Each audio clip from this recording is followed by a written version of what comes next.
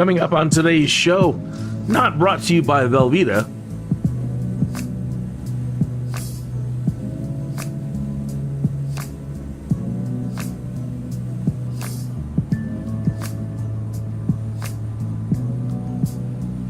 Other non-sponsors of this show: IBM, NASA,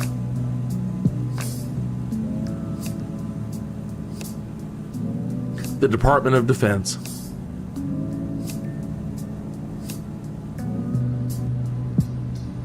Long John Silver's,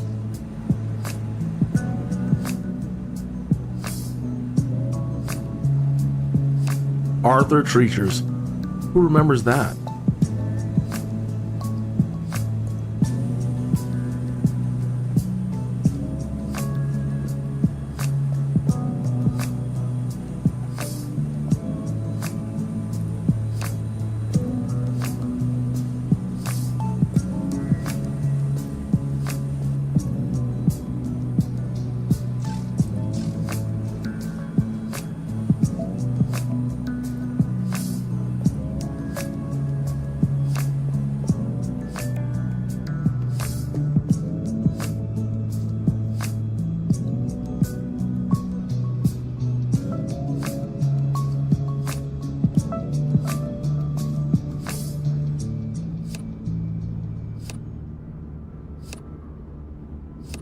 Remember glamour shots? Wasn't that weird? Is that still around?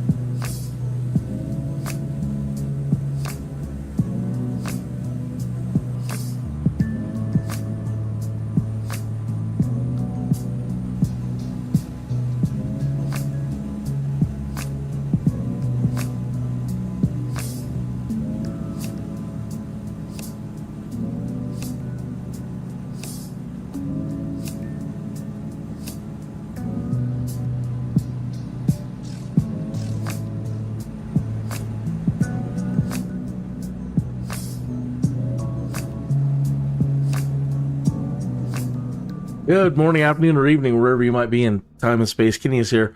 So,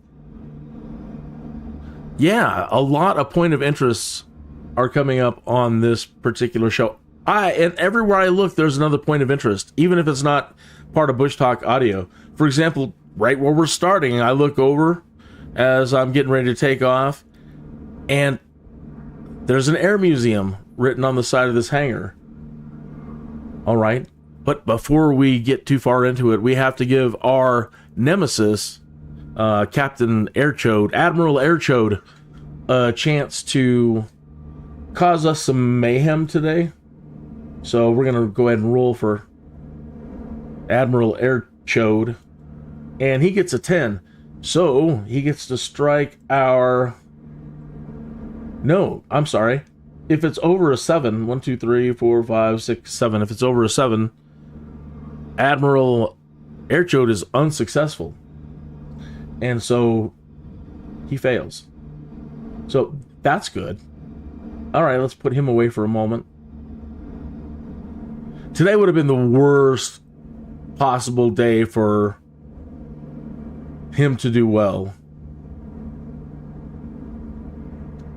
So the Air Museum, yeah, everywhere I'm looking, there's a point of interest, and as you saw coming in, there's quite a few today. If you want the plan, it's available in the Discord. The link to the Discord is in the chat room. Please let me know if it doesn't work. I'm new to Discord, and every time I check links, it's broken. So I did my best to put what I believe is the right link to it. But you can download the flight plan and fly along if you want. Multiplayer is on. If I'm not added as a friend, add me, Kineas2020. Yeah, I haven't switched it up. I watched Kip last night, and almost his whole live stream, like we're friends. I watched Kip. Kip is a live stream flight simmer, and very, very, very skilled and knowledgeable pilot. And had a good time hanging out there last night. Okay, so the Tillamook Air Museum is an aviation museum south of Tillamook, Oregon, United States. The museum is located at a former U.S. Navy air station and housed in a former blimp hangar known as Hangar B. I don't know why I said that ominously, just felt right. Which is the largest clear span wooden structure in the world. The 6 blimp hangar was built by the United States Navy in 1942 during World War II for Naval Station Tillamook.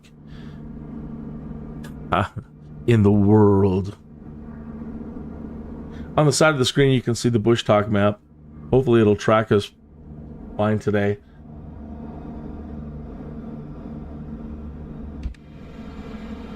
I'm in a caravan, and I'll give anybody a minute or two to spawn in. So let me just hang here for a minute. Time for any last minute smokes or sips of coffee. You know, they don't want you they don't want you smoking coffee. Well, that is true too. They advise you, if you're going to get into becoming a pilot, that you should consider giving up coffee. And that, my dear friends, is why I'm sitting at a computer doing it. Heck no, am I giving up my coffee? What? To go flying? Yeah. If I ever do it for real, then sure, okay. Sure, okay. Fine.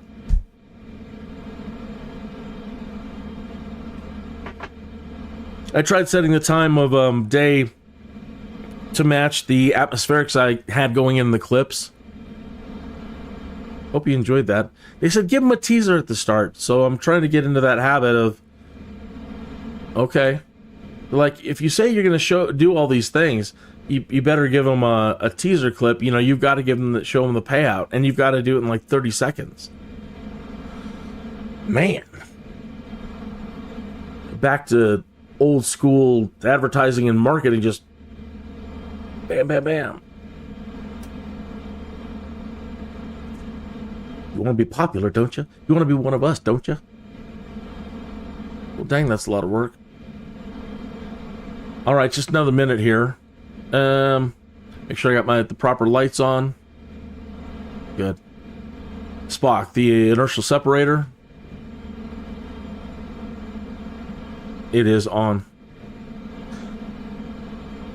Okay. Flight plan is loaded. Set to... right now, I haven't...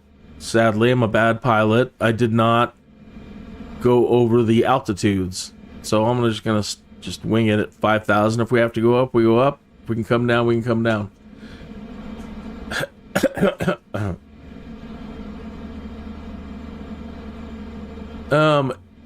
If you are going to jump in and join in the multiplay, once you get in here, you'll have to, you load the plan wherever you saved it, file the plan with air traffic control, and then once you've spawned in, so that seems to be the key. You know, we are out when we're building it in the world map, and we click send route to avionics, and we think that does it. That doesn't do it. So then when we come in here, we're all sad because it's not working right. You've got to click it in here. Send route to avionics once you've spawned in. That should solve that problem. Hopefully that does for you. It was frustrating myself and plane spotting. We were trying to fly together. All right, one more minute, and then we're going.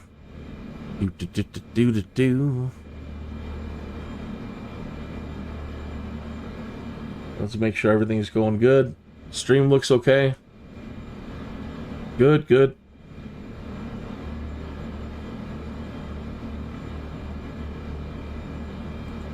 So, in here, I can show you the route.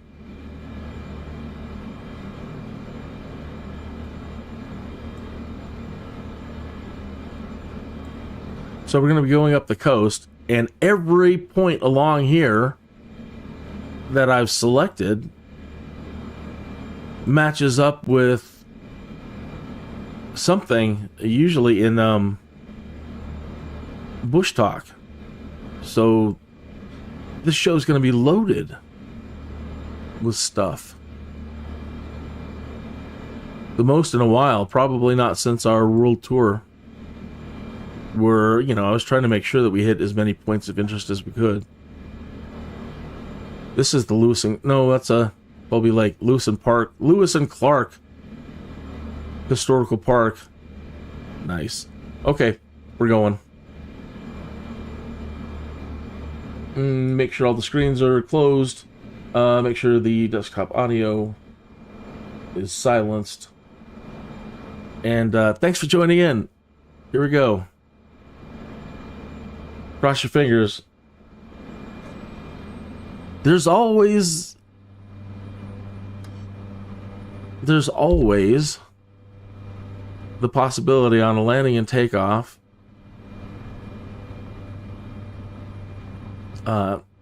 you always have to roll the death dice.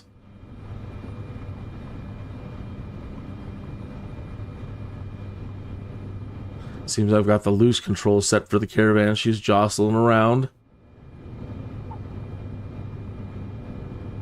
Oh, I need a new joystick in general. I know what the problem is. I think I have one of the springs. Finally, this joystick after years is given out. And I've got a wicked pull to the right. Man, I'm not building up enough speed.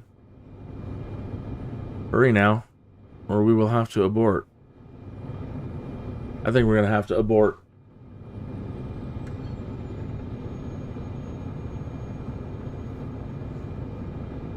Do I not have the right controller set? What is going on? Oh my. I'm trying to abort. Brakes, come on. Oh my, I'm going to have to use my SkyDUD superpower. It's the benefit of being a superhero.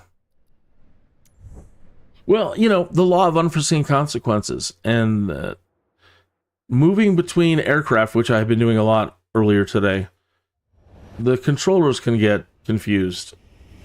And I should have a profile specifically for this. And so, before we now take off again, I gotta do the lights and da-da-da-da-da.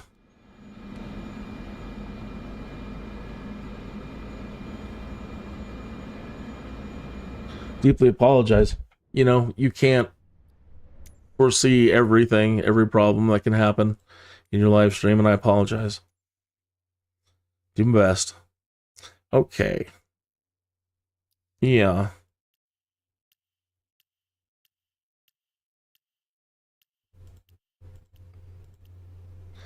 Where's the caravan?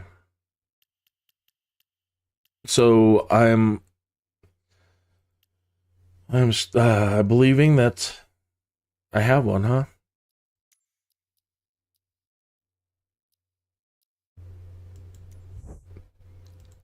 No, we're supposed to duplicate.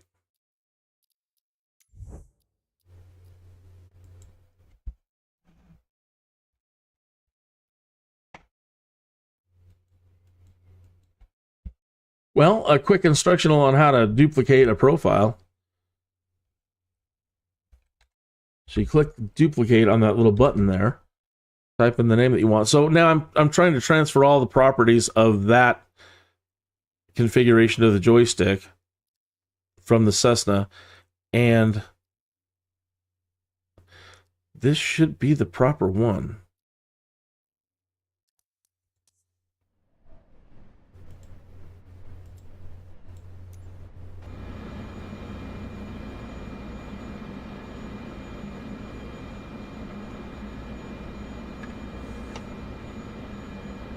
All right.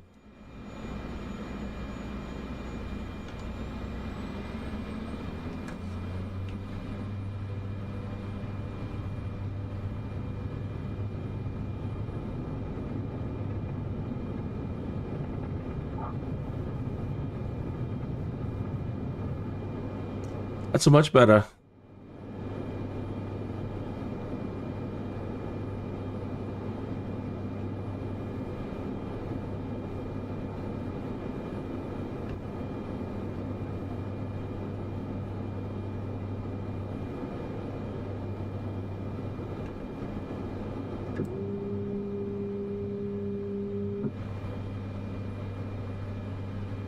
That noise was the flaps. Let me add a little up trim.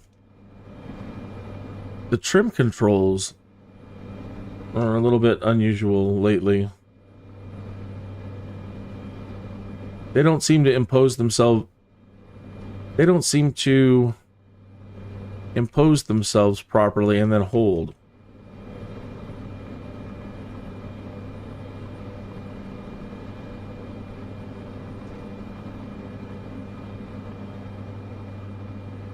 All right. So I'm trying to use it and get the thing trimmed out, but as you can see, she just keeps wanting to tip over.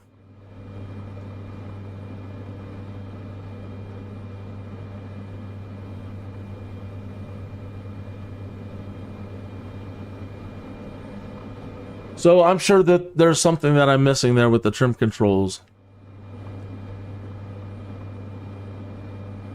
All right, let's use our autopilot here.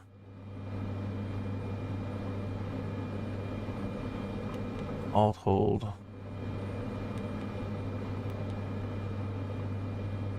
See if that works. And put the yaw damper on.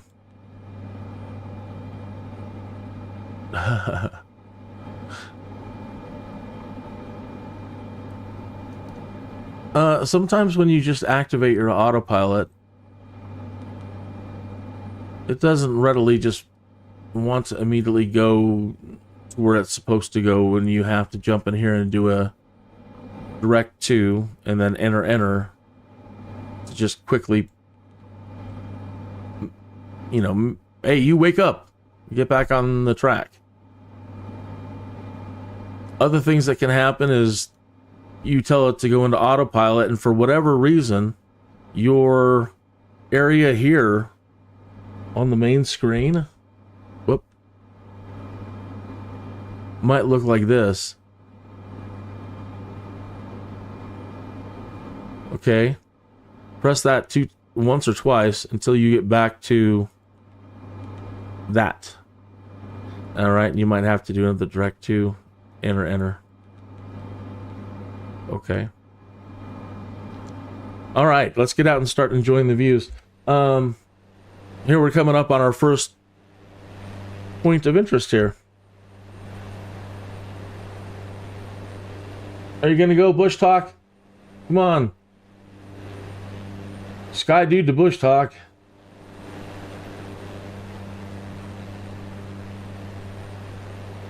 They're saying we haven't quite got there yet.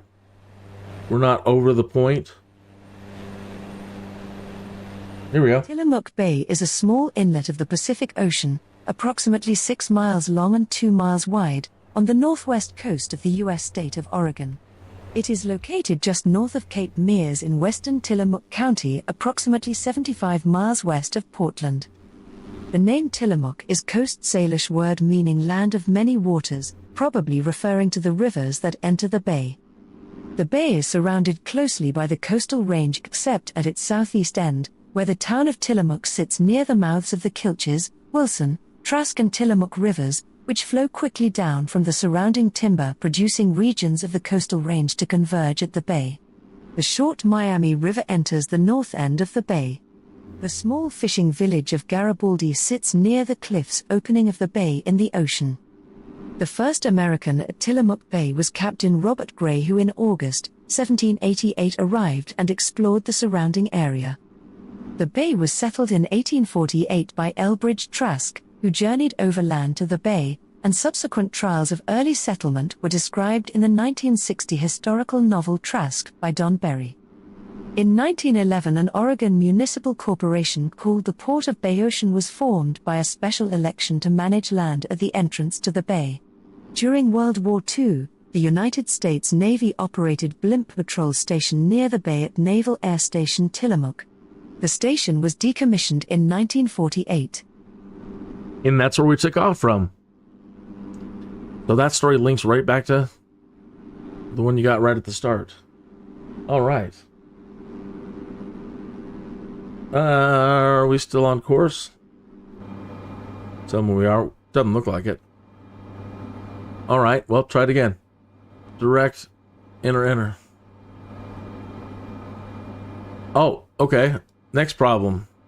Up here, where it says roll, that's wrong if you're trying to have it follow your navigation.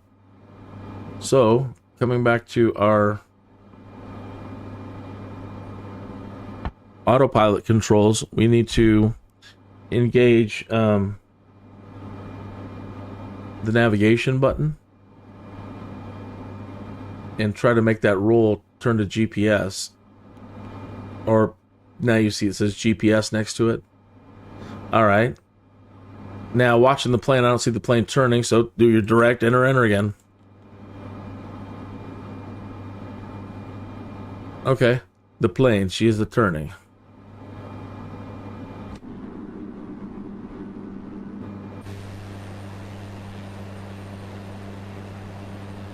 Okay. Find myself. Okay, so the next point of view, point of interest, we'll be flying right to it.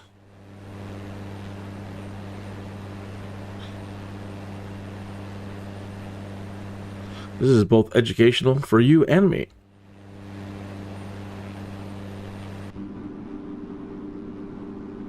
It's interesting in popular literature, you know, like one of the bad guys, like in Marvel, Trask. I'm kind of interested to read that story now. Trask.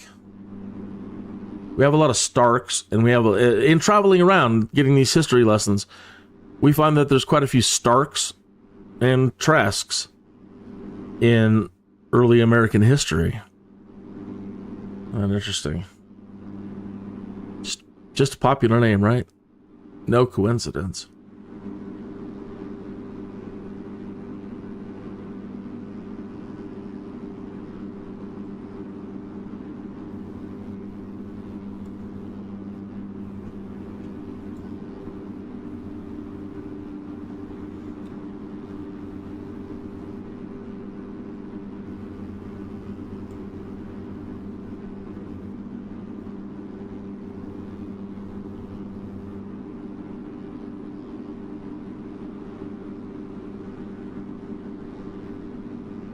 Isn't that like Nephilim?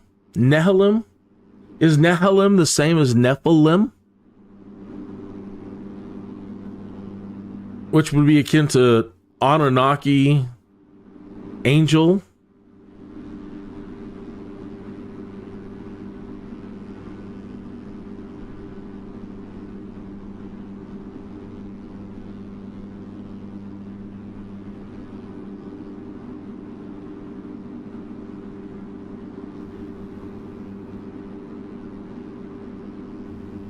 Nehalem Bay is Nehalem by the confluence of the Nehalem River with the Pacific Ocean in northern Oregon, United States.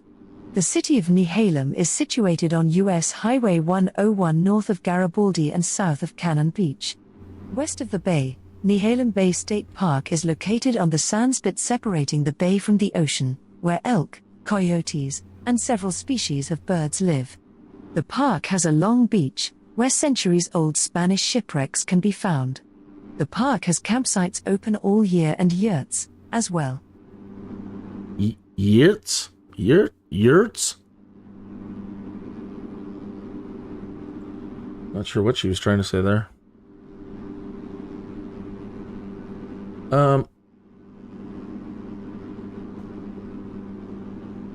Let's see about bringing us down a little bit.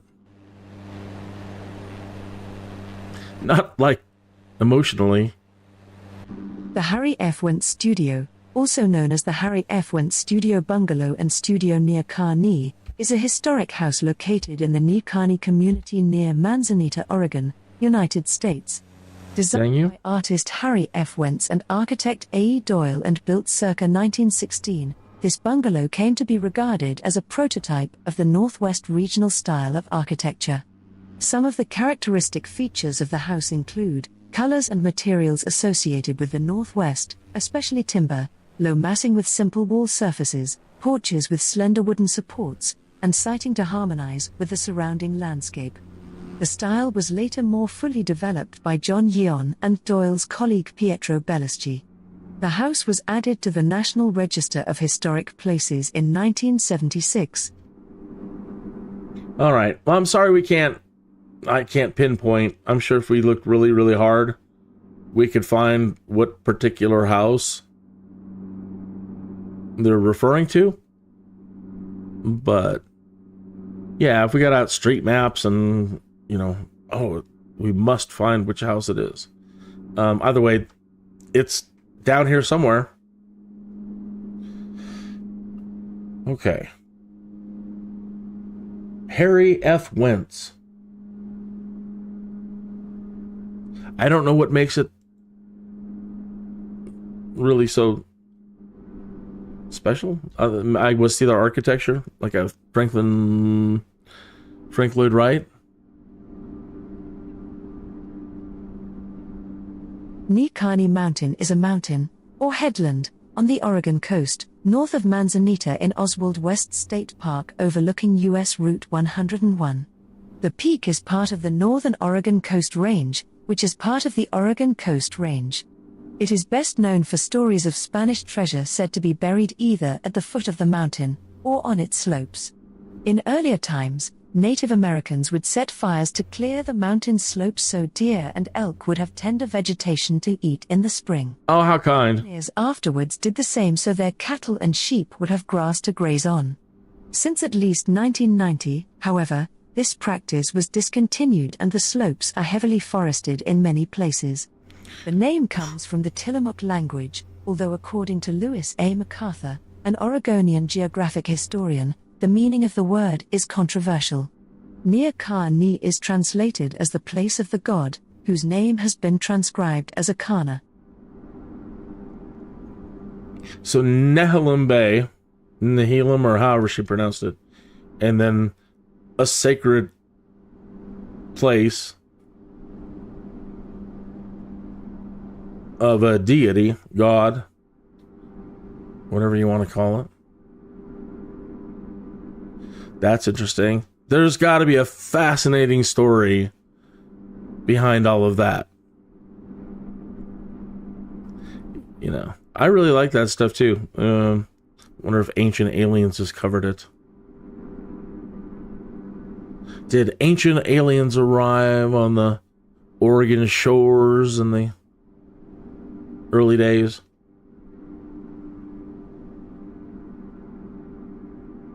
Ancient aliens theorists say yes. Yep. All right, next point of interest coming up. Something didn't play. Or did they? Yeah, that was the mountain, right?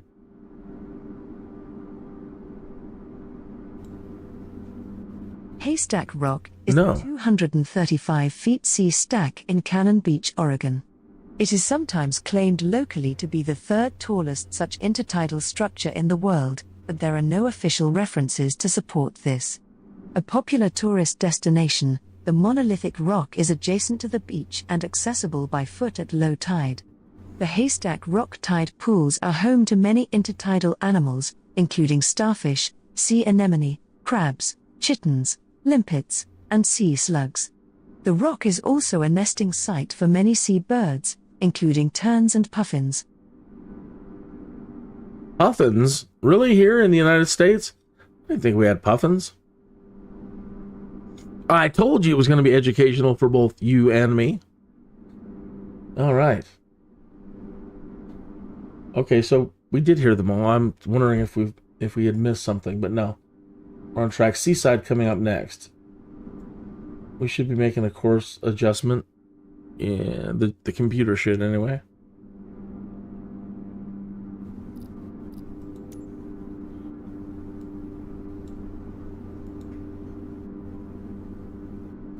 All right, so next is, yeah, Seaside.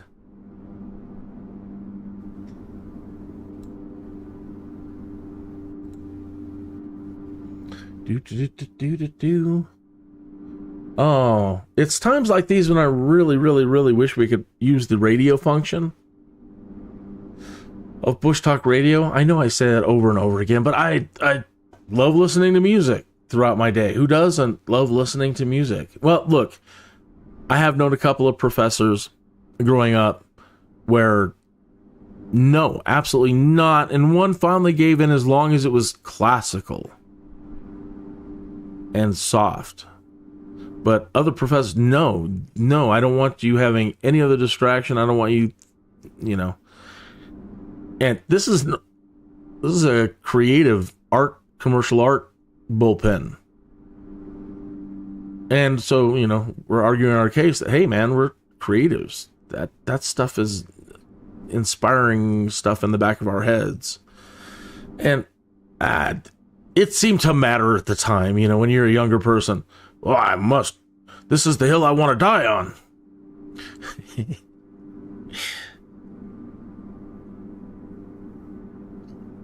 Everything mattered so much. Everything matters so much when you're young and heated.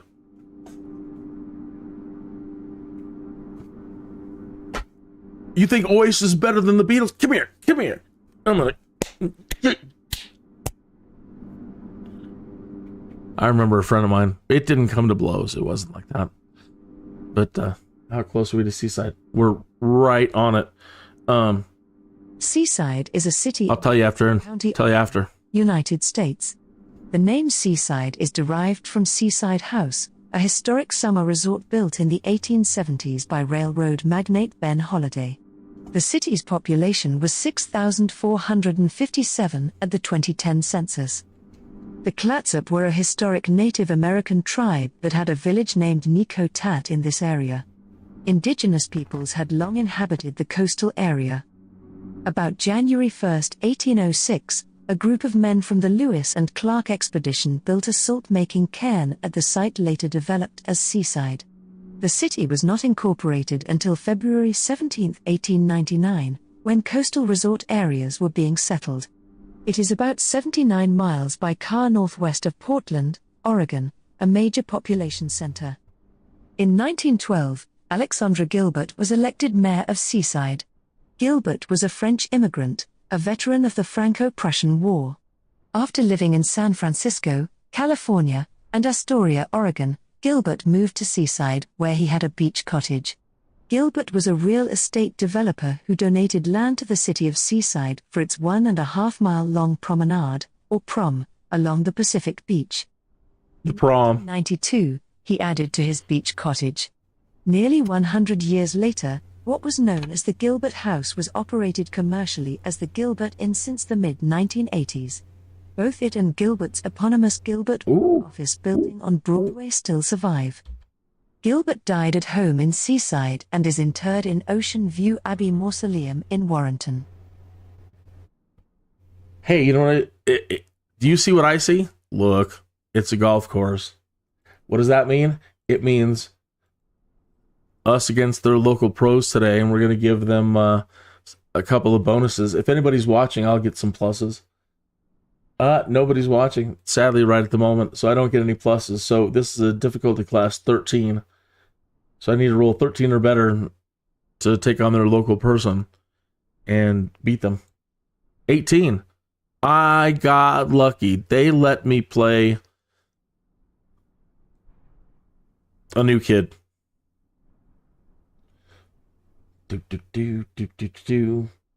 How would we have done if you were joining me? An 8. No, I would have had to add a +1. That one doesn't count. Yeah, we had a 1.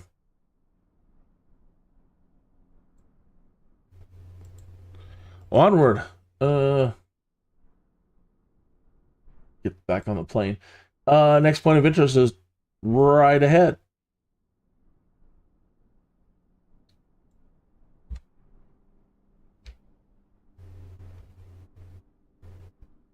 Which one is it? It's this one.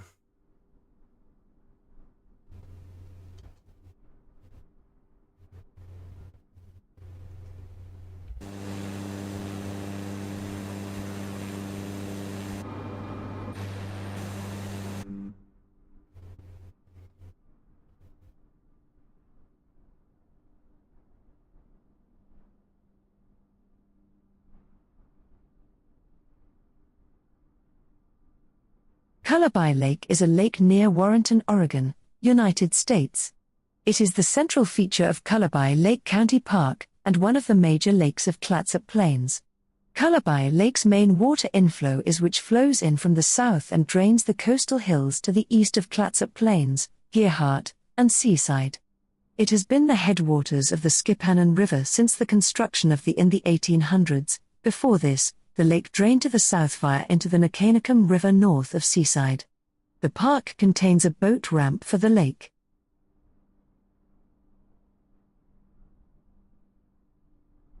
And there it is, the boat ramp. I would love, I think, at least once in my life to live on a body of water. I know it's not too late. But Christine's pretty set in her ways. And I don't know. I would love to live on a body of water. Our next spot coming up right ahead here. Lewis and Clark National Historic Park.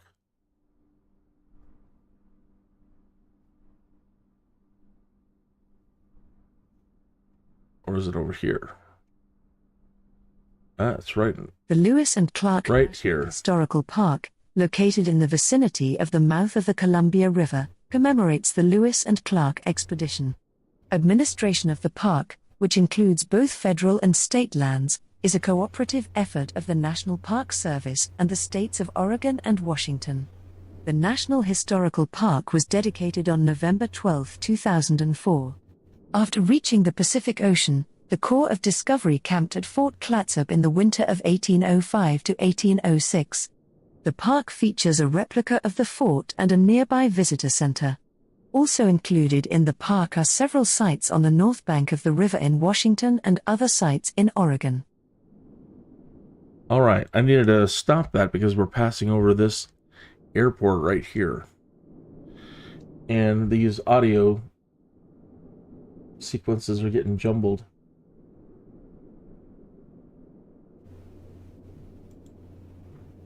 Astoria Regional Airport ICAO, KAST, is a joint civil-military public airport in Warrenton, 3 miles southwest of Astoria, in Clatsop County, Oregon. The airport is owned by the Port of Astoria and is the home of Coast Guard Air Station Astoria. The airport has no airline flights. Flights to Portland International Airport were most recently provided by Seaport Airlines from March 2008 until spring of 2010. Until 1974-75, Astoria had flights on West Coast Airlines and its successors. Federal Aviation Administration records say the airport had 1,851 passenger boardings in calendar year 2008, 1,531 in 2009 and 3,482 in 2010. The National Plan of Integrated Airport Systems for 2015 categorized it as a general aviation facility based on emplacements in 2008, but it would be categorized as commercial service non-primary based in emplacements in 2010. An X on the runway means it's going to be it's decommissioned. Don't land here. Sometimes in the simulator they actually have you land on runways that are being decommissioned. And the reason why I paused is we've got a whole lot of points of interest just clumped up real close to each other. So the next one, if I unpause, I feel like we're off our flight plan.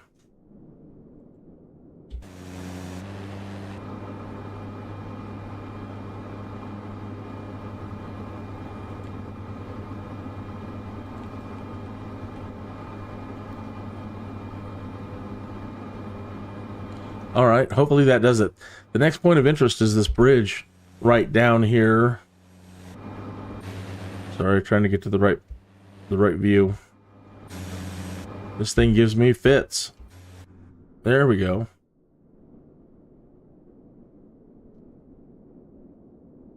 That bridge.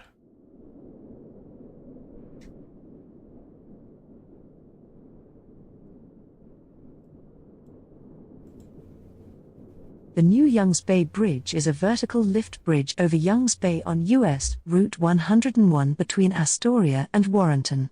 Including the approaches, it is 4,200 feet long and was completed in 1964. The bridge was built to the west of, closely in parallel to, a 1.6-mile railroad trestle which also crossed the bay. It was built in 1896 for the Astoria and Columbia River Railway Company. The new Youngs Bay Bridge passed over the top of the railway bridge near the North River bank. The railroad bridge was used for the last time in 1982 and was dismantled in 1986. Now, the Astors were a rich family back in the day, like Tesla's day. And it's interesting that they call this area Astoria over here. The Astors own all the Astoria stuff out east in the hotel. Astoria is a port city and the seat of Clatsop County, Oregon, United States. Founded in 1811, Astoria is the oldest city in the state and was the first permanent American settlement west of the Rocky Mountains. The county is the northwest corner of Oregon, and Astoria is located on the south shore of the Columbia River, where the river flows into the Pacific Ocean. The city is named for John Jacob Astor, an investor and entrepreneur from New York City, whose American fur company founded Fort Astoria at the site and established a monopoly in the fur trade in the early 19th century. Astoria was incorporated by the Oregon Legislative Assembly on October 20, 1856. The city is served by the deepwater Port of Astoria. Transportation includes the Astoria Regional Airport. U.S. Route 30 and U.S. Route 101 are the main highways, and the 4.1-mile Astoria Megler Bridge connects to neighboring Washington across the river. Oh my. Population was 10,181 at the 2020 census. I don't like bridges. I don't.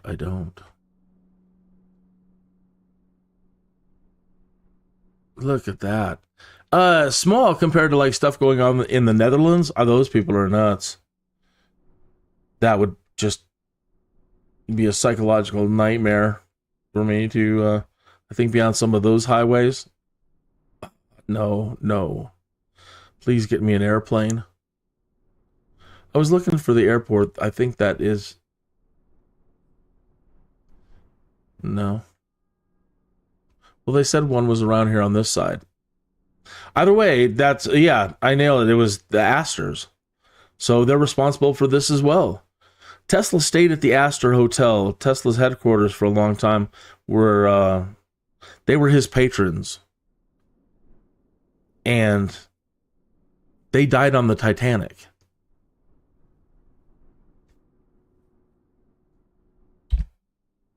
All right. Now we should be turning again, and we're not. Yeah, we are. Okay, good.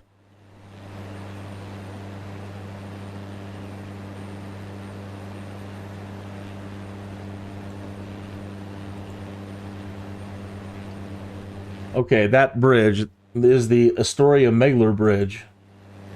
The Astoria Megler Bridge is a steel cantilever through truss bridge in the northwest United States that spans the lower Columbia River, between Astoria, Oregon, and Point Ellis near Megler, Washington. Opened 54 years ago in 1966, it is the longest continuous truss bridge in North America.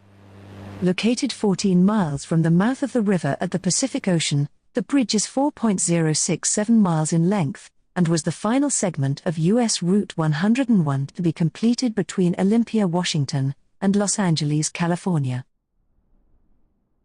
Angeles. And now, this little, the bar, right? I think that's it right there. Still feel that we're, oh no, we're going over to these points of interest over here first. This was a fort, Fort Stevens.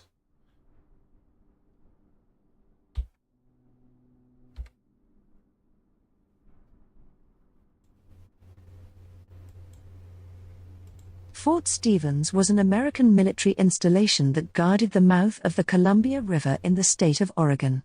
Built near the end of the American Civil War, it was named for a slain Civil War general and former Washington Territory Governor, Isaac I. Stevens.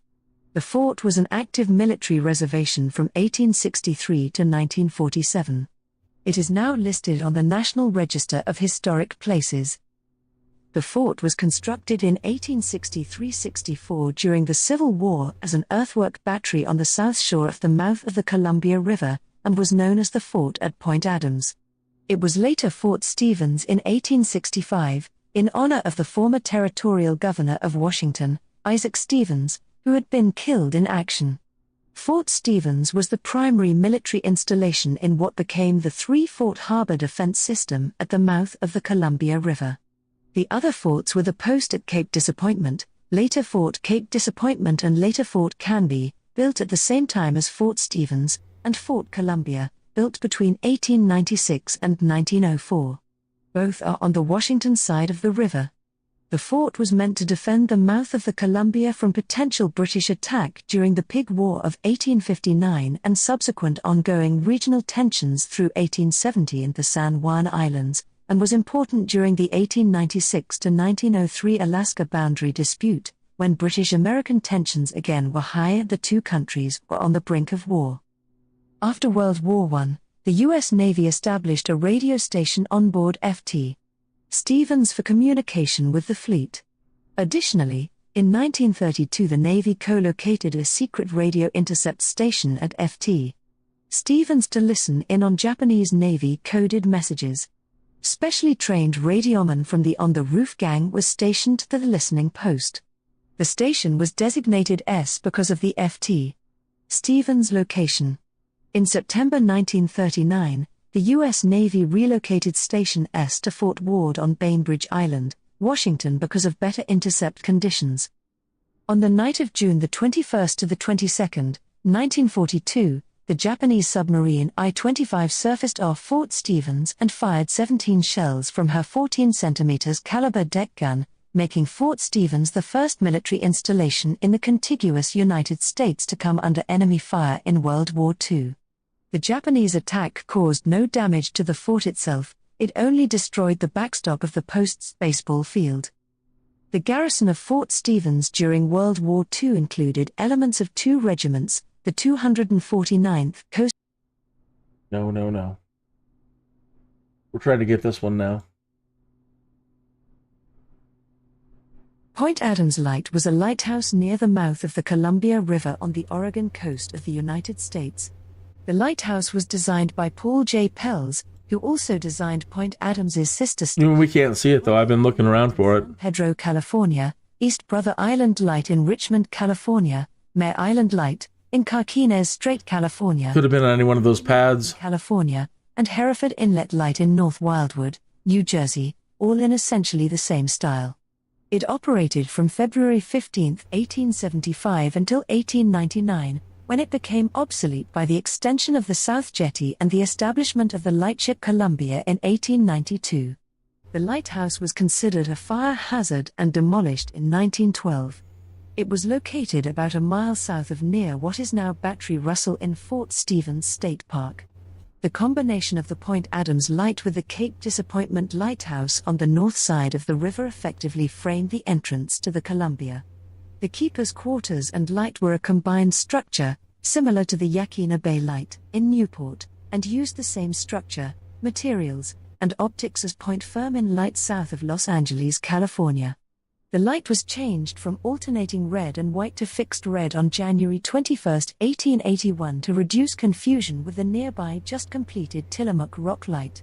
The change caused HMS Fern Glen to run aground, evidently unaware of the change. At the same time, the fog signal was removed. It had long been criticized by mariners as being inaudible over waves crashing on shore. The keeper considered the biggest maintenance problem to be the prevention of sand accumulation at the base of the lighthouse. Fences were unsuccessfully attempted at one point. After decommissioning, the light was replaced by the Desdemona Sands light in December 1901. It was finally burned down by the Lighthouse Service in 1912.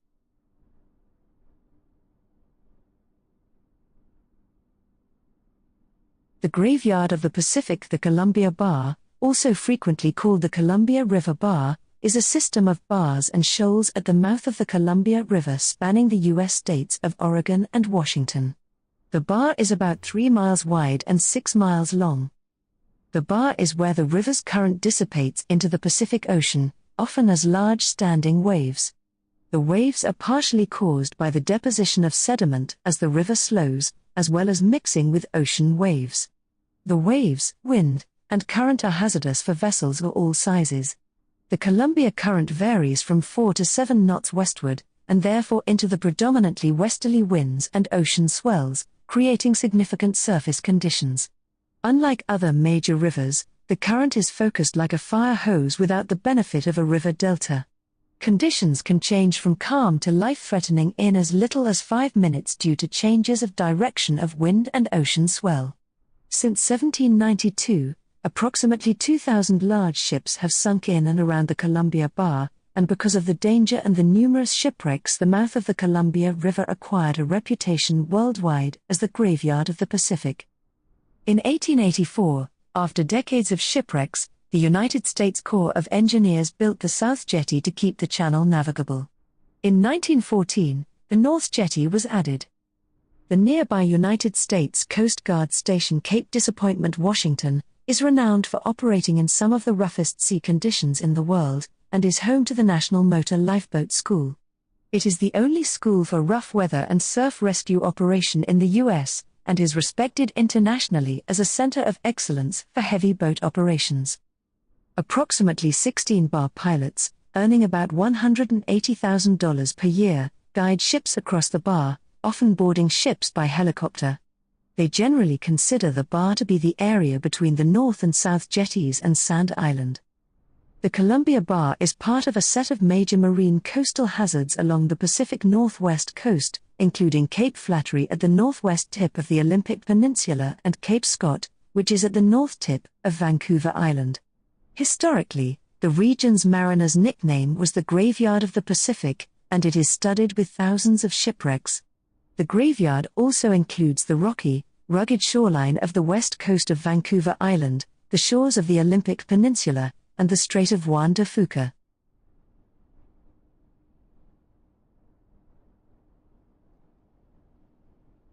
SS Great Republic was a sidewheel steamship and the largest passenger liner on the U.S. West Coast when it ran aground near the mouth of the Columbia River, on Sand Island, south of Ilwaco, Washington, in 1879, in a region of frequent wrecks known as the Graveyard of the Pacific.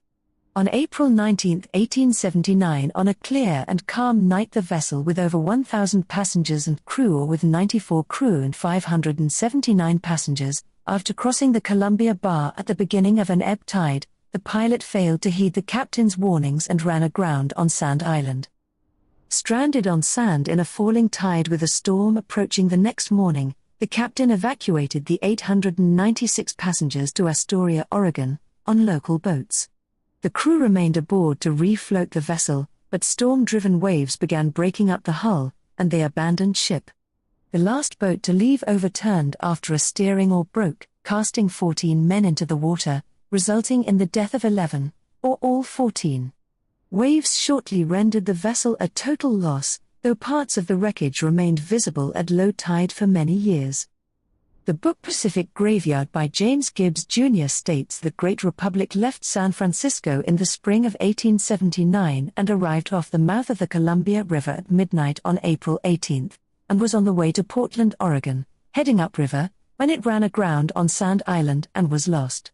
This contradicts some accounts which claim the ship was traveling in the opposite direction, heading out to sea. Primary sources quoted in Gibbs' book support his version of the story, as follows.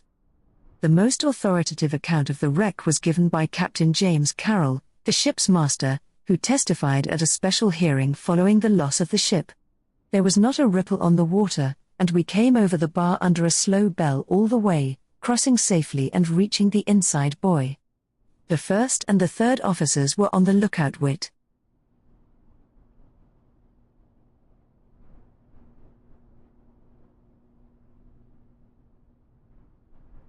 Cape Disappointment is a headland of the Pacific Northwest, located at the extreme southwestern corner of Washington, United States, on the north side of the Columbia River Bar. The point of the cape is located on the Pacific Ocean in Washington's Pacific County, approximately 2 miles southwest of the town of Ilwaco. Cape Disappointment sees about 2,552 hours of fog a year, the equivalent of 106 days, making it one of the foggiest places in the U.S. The Cape was named on July 6, 1788, by British fur trader John Mears, who was sailing south from Nootka Island, Canada, in search of trade. He mistook the mouth of the Columbia River to be a bay, which the ship could not enter due to a shallow shoal. Just missing the discovery of the river mentioned by Francisco Antonio Mowell, he named them Cape Disappointment and Deception Bay. George Vancouver credits John Mears in his account when he saw Cape Disappointment on April 27, 1792. Cape Disappointment State Park is located on the Cape, as is the Cape Disappointment Lighthouse. United States Coast Guard Station Cape Disappointment is situated on the river near the state park. The station's crew members respond to 300 to 400 calls for assistance every year. All right, now there's going to be 2 more wrecks over here that I just don't believe we're going to be able to see, but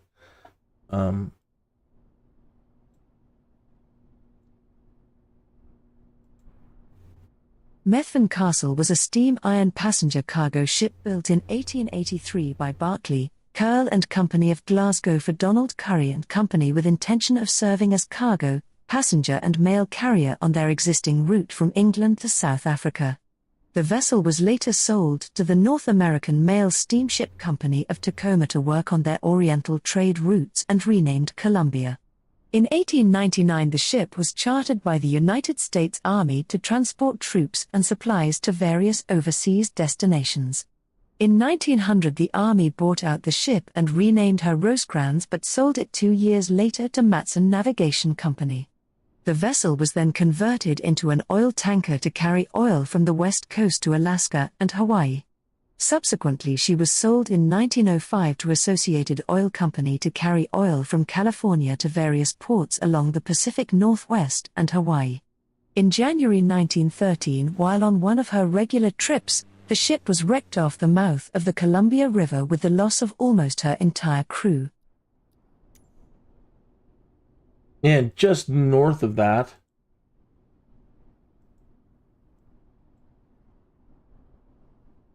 North Head Lighthouse is an active aid to navigation overlooking the Pacific Ocean from North Head, a rocky promontory located approximately 2 miles north of Cape Disappointment and the mouth of the Columbia River, near Ilwaco, Pacific County, in the U.S. state of Washington.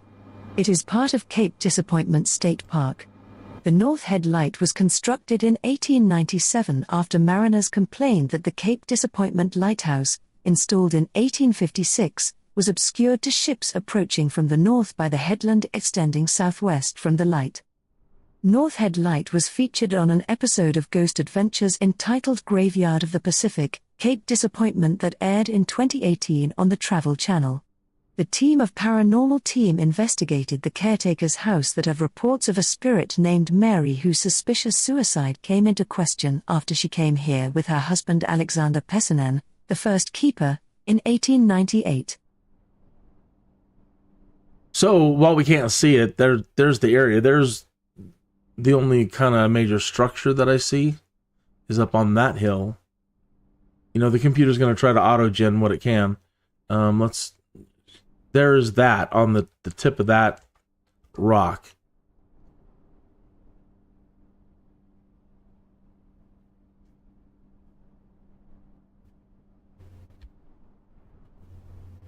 All right, we're going to be swinging around now. And one more little town, and then the airport.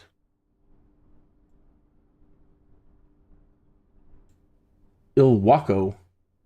Okay, so we don't have an audio for it.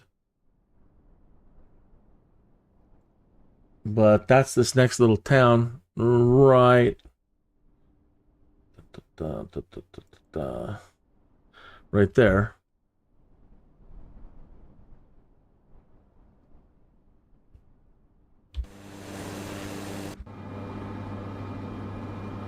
And let me turn off the autopilot.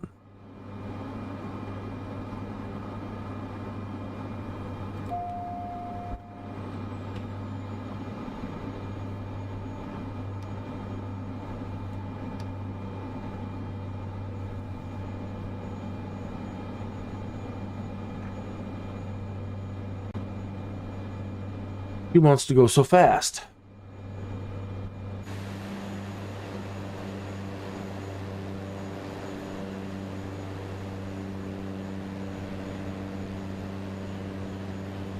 Have you done the skydiving missions yet?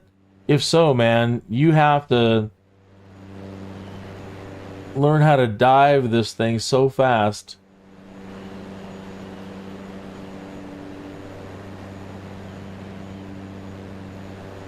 Without not ripping her apart. Without ripping her apart.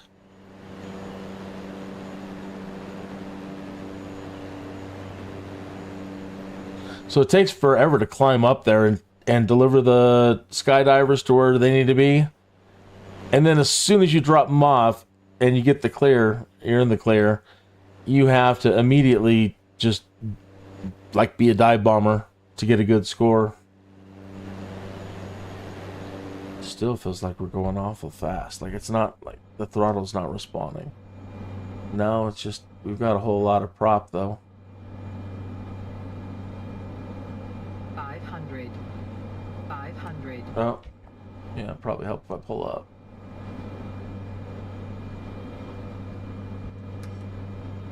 I need a co-pilot.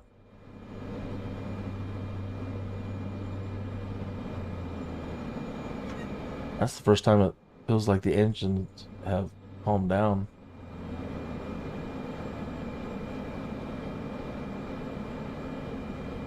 Well, I've got a co-pilot, but he didn't help. He didn't do anything.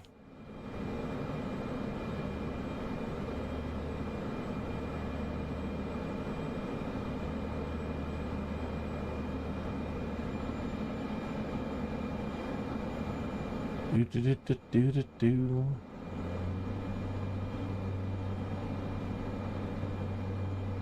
500.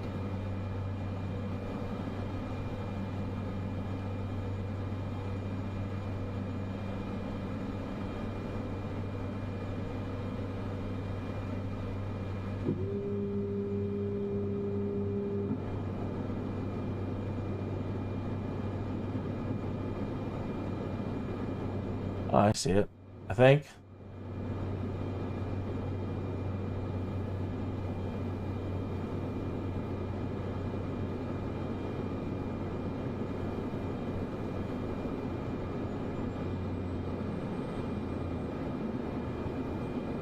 Oh, yeah, I do. All right.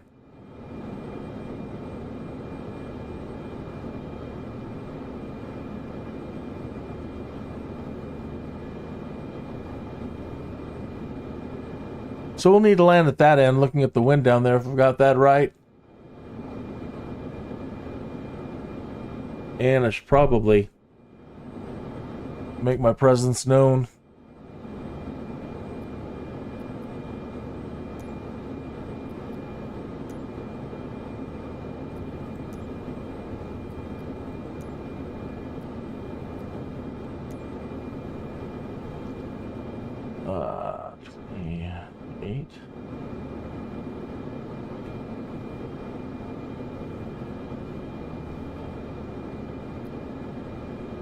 Or is it going to be 10?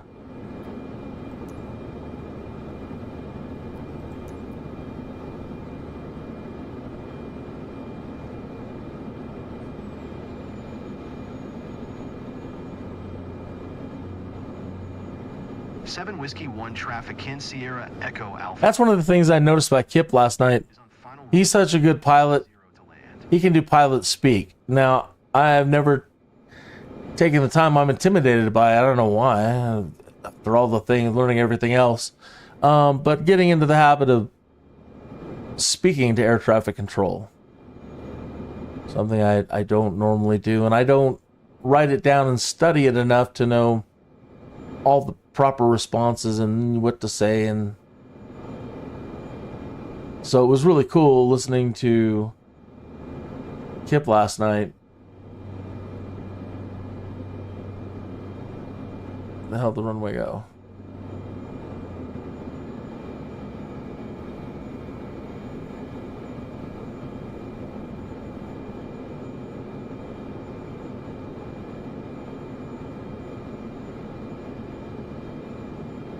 Because he's fluent.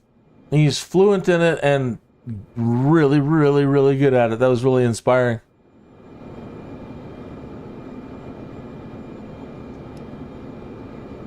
Let me put the separator. Did I leave it out the whole time? Of course I did.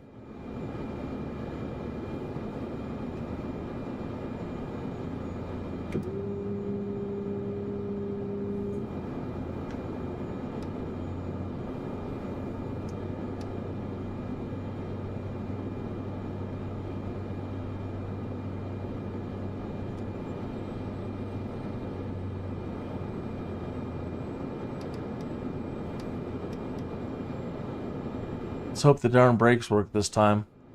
I'd rather not have to use my superpowers.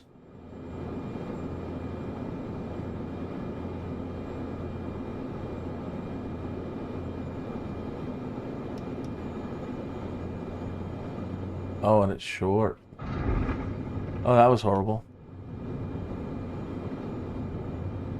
I'm gonna have to use my superpowers.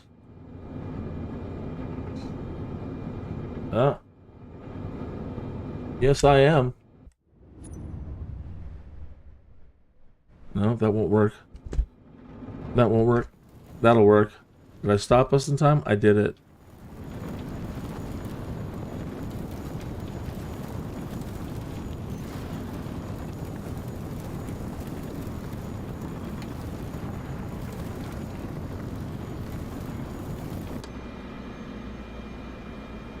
Did the reverse thrust finally kick in? It did.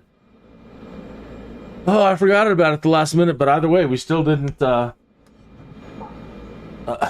slap my rear end. 7 Whiskey 1 traffic, Kin Sierra Echo Alpha, Tree 810 is taxiing to runway 10. That's a real drag. I hate not landing perfect. But that's why I continue to endeavor to be the SkyDUD. I hope you had a good time this afternoon. Tomorrow is the community fly-in, the Microsoft official community fly-in. They're doing Botswana. We're doing it. I'm going to be here. I'm going to be live streaming it from my point of view, and I'll be simulcasting them down in the corner. And they don't seem to mind so far. They haven't yelled at me. So that's what I'm going to be doing. And that's a noon start tomorrow.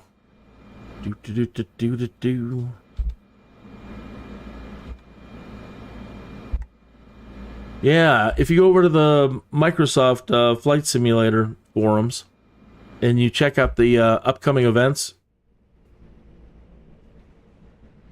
you will find the flight plan for that. Let me reset the camera here.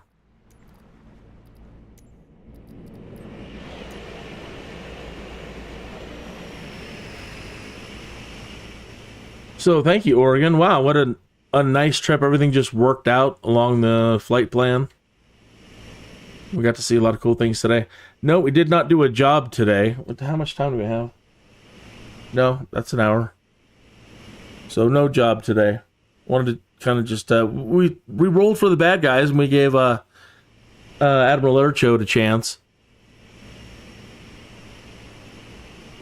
I played a little bit of golf. Okay. So I will see you folks tomorrow at noon.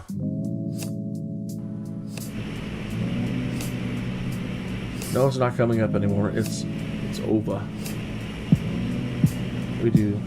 No, that doesn't work. I gotta turn this off too. There we go. We'll end like that.